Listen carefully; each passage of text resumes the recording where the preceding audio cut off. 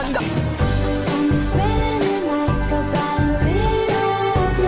media din, tinda mo talaga, higit ang social media din. Social media din. Lang sa mga larawan mo kasi kung titignan sila ikaw ang panalo. Ang lakas ng dating mo, baby, pwede ba?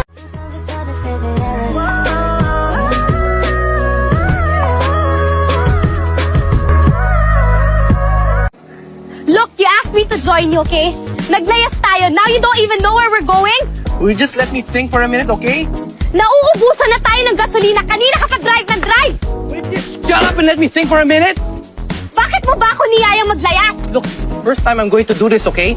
How do you expect me to... Ikaw ang lalaki. You're supposed to know what to do. Well, I don't know what to do. Oh, what's wrong with you? He's so stupid. This is also stupid. This is not only stupid. This is wrong. Where are we going? I'm taking you home. What? I'm taking you home. Get in the car. Mark, tigilan natin to. Maghiwalay na tayo. Bakit parang ang dali lang sa'yo ng lahat? Sasayangin mo yung ilang taon, ha? Ganun na lang yung sa'yo, ha, Jane? Oo, Mark. Oo. Ano bang nagawa ko? Hindi mo alam? Mark, ang hirap mong dalhin. Ang hirap mong buhatin sa relasyon na to.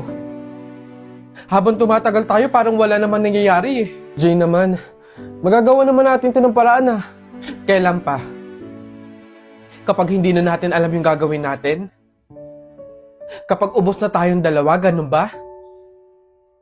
Mark, may pangarap din ako. Gusto kong gumanda yung buhay ko. Pero kapag kasama kita, nahahatak lang ako pababa. Ayoko nang sumama sa paglubog mo, Mark.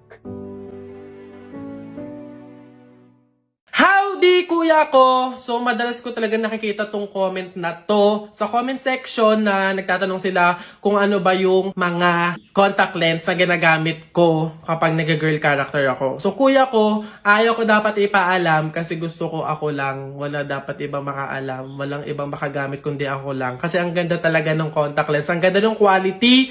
Ang ganda nung... Basta maganda siya. Pero kasi di ba nauso yung salitang gatekeeping? Sino ba yung nagpauso ng gatekeeping na yan? Eh baka matawagan akong ganun. Eh di, eto na, sasabihin ko na. So eto, papakita ko sa inyo yung isa sa mga ginagamit kong lens. Ayan, so hindi na siya nakapack kasi nabuksan ko na, ginamit ko na. So ayan, pero meron pa rin siyang pinaka-container niya.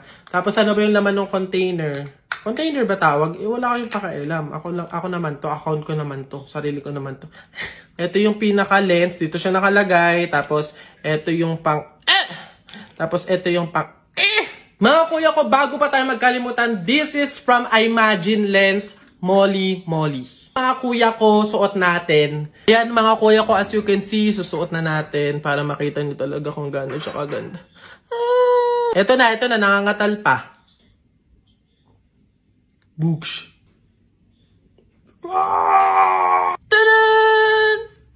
Ayan mga kuya ko, sobrang ganda ng color.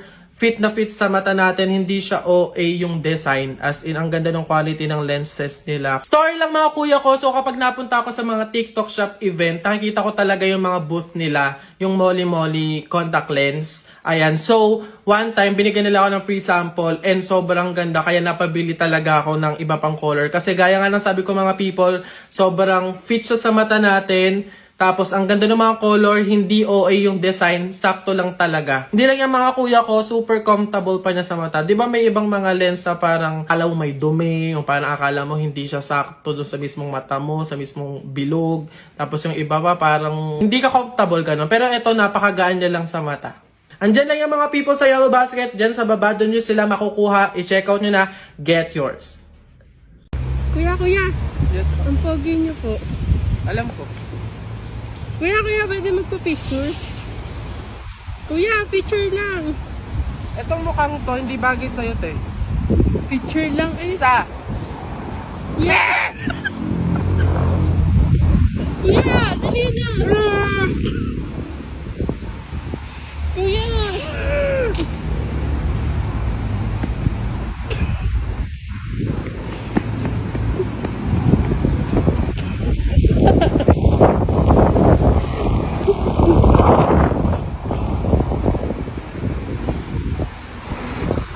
Yeah, pa-picture lang.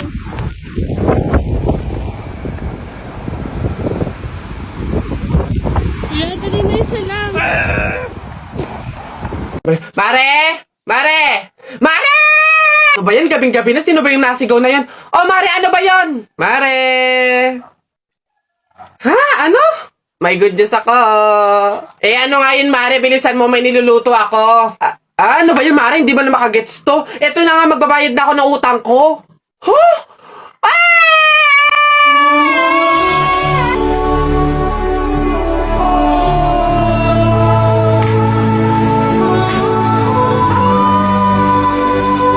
Diyos ko po, salamat. Akin na. Ay, ito na nga. Ito naman si Mare. Masyado naman. Akala mo naman hindi. Ito na, oh. Woo! Ay, Mare, teka lang. Bakit? Di ba pamahiin, bawal daw mag-abot ng pera tuwing gabi, mamalasin daw. Ay, oo nga pala.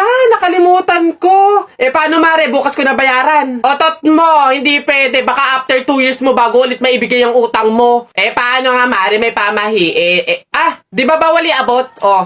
Eh, di, ibato ko na lang.